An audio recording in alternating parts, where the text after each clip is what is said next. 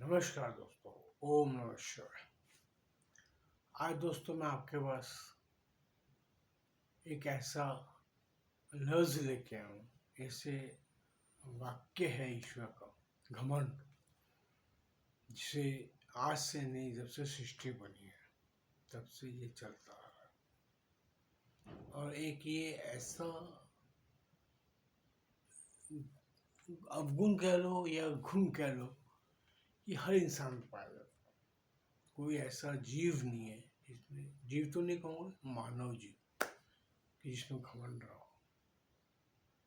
पर घमंड कोई अच्छे आपके गुण पे हो तो ज़्यादा बढ़िया। कईयों को तो घमंड क्यों है यही नहीं पता, लेकिन उनका स्वभाव घमंड होता है। किसी को धन का घमंड, किसी को अपने सौंदर्य का घमंड। और घमंड एक ऐसा कीड़ा है जो हमें आस्ते आस्ते आस्ते आस्ते खा जाता है। हमको तो खाता है, साथ में वो हमारे आसपास के रिश्ते, माँ बहन बेटी भाई, सबको खत्म कर देता है। यहाँ तक कि खुद की संतान पे भी इंसान घमंड में कई बार ऐसे ऐसे कार्य कर जाता है, उसे समझ नहीं आता कि मैं कर क्या रहा हूँ। रावण ने भी घमंड के अंदर कैलाश को उठाने की जरूरत की थी, तो महादेव ने उसका घमंड चूर चूर। कृष्ण ने कंस का, सभी आप देखो तो भारी बड़ी कथाएं हमारे इधर घमंड की। मैं भी उसमें हूँ, आप भी हो, हर किसी में है। पर उससे छुटकारा डालना हमारा खुद का काम है कि हम उससे कैसे बचते हैं। आज मैंने भी अपने जीवन काल में बहुत कुछ किया होगा, सही हुआ, बहुत कुछ हुआ। आप लोग के भी होता होगा। आप अपने आसपास में कई ऐसे रिश्तेदारों को देखते होंगे जो घमंड में चूर हुए पड़े। किसी को बता धन का घमंड, वो किसी को कुछ नहीं समझते, उसमें रिश्ते कभी नहीं टिकते। और ऊपर वाला आपको घमंड करने देता है तो कर, जब उसका भोगना पड़ता कर्म तो आपको समझ आती कि यार, मैं आंखें खुलती है तब समझ आती है, ओहो मैं तो बहुत गलत करता था।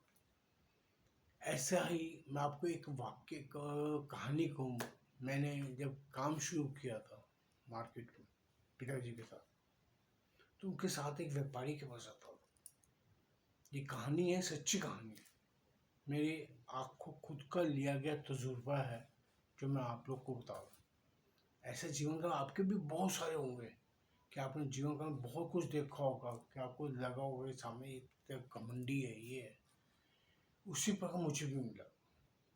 मैं उसको अपने आश्रम में चोली बोलते, चोली से बांध के रखा हुआ है। मैंने अपनी जेब में, अपने हृदय में उसको संभाल कर रखा हुआ है। मैं उस चीज़ को कभी भूलता नहीं।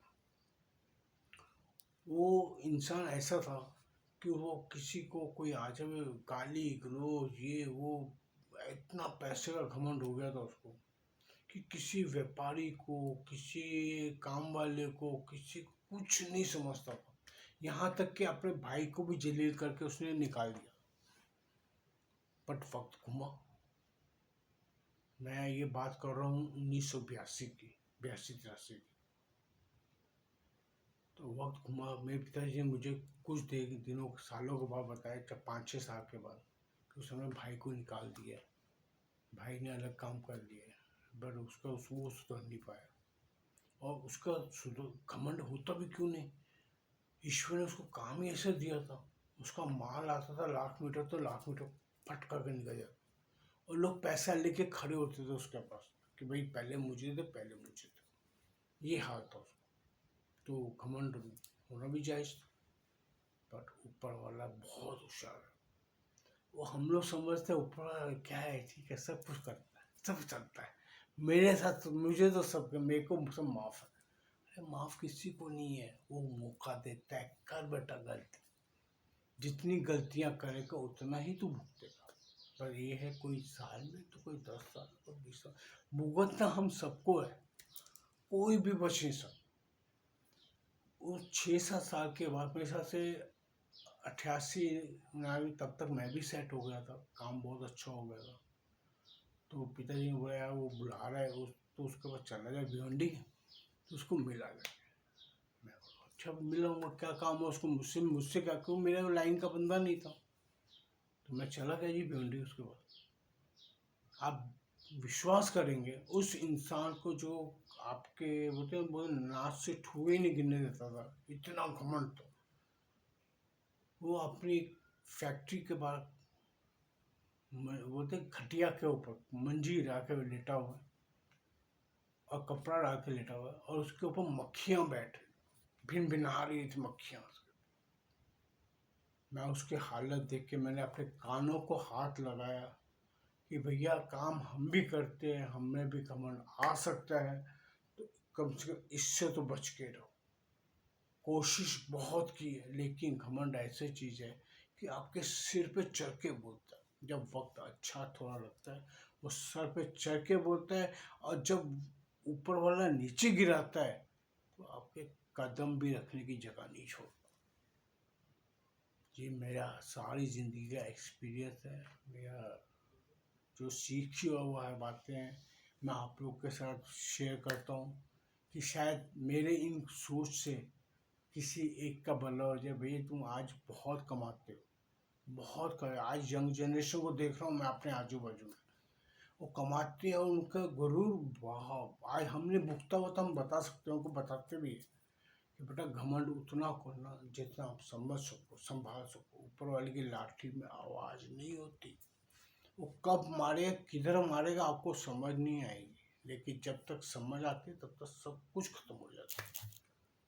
इसीलिए को मैं उससे बोलता हूँ भैया जो है ईश्वर है, हमारे पास ऐसा कुछ नहीं है जिस पे हम घमंड कर सकें। हमको ईश्वर ने कुछ भी ऐसा नहीं दिया, धन इधर रह जाना, मकान इधर रह जाना है, यहाँ तक जो शरीर हमको दिया वो भी शरीर अग्नि में जाकर स्वाहा हो जाता है। हमने लेके 1 रुपये ना लेके आए थे ना लेके जाना। सब जानते हैं शमशान घाट में जाके जो किसी को जलाने जाते तो सब कुछ आपको याद आता है, लेकिन उसके बाहर आते सब भूल जाते हैं। इसीलिए कोशिश करो, कोशिश करो। मैं ये नहीं कहता भाई मैं बहुत ज्ञान वाला, मैं आपको नहीं, मैं भी आप ही लोगों में से हूँ, पर याद रखना पड़ता। और घमंड को माफ करो, क्षमा करो मन को, और अपने जीवन को एक सुखमय बनाओ। ओम नमः शिवाय। अगर मुझसे कोई गलती से कोई बात हो गई, आपको दुख पहुँचे, तो कृपया मुझे क्षमा करना। मैं भी एक इंसान हूँ, मुझसे भी भूल चूक होती है, मैं भी गलतियाँ करता हूँ, गलतियाँ कर कर के सीख के मैं यहाँ तक पहुँचा हूँ। और अभी तो अंतिम समय है, तो मैं अपनी ये वीडियो बना के डाल रहा हूँ कि शायद मेरे बच्चों को कब मेरी याद आए तो खोल के देख सके और मुझे याद कर सके। ओम नमः शिवाय।